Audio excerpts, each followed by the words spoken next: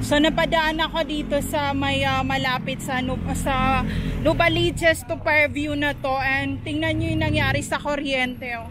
Siguro ito yung lakas ng ulan.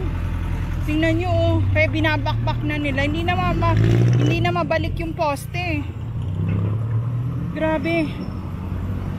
And ito pa yung sasakyan, oh.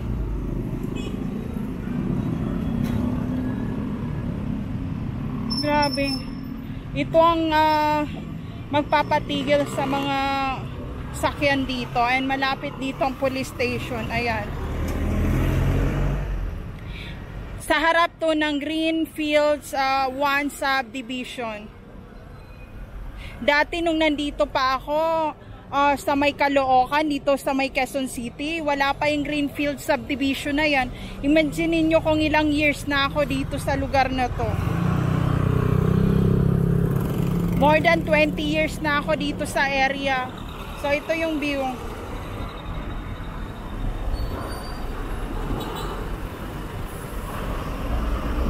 So see you later, friends. And malapit din dito yung Best Link College School. Ayan.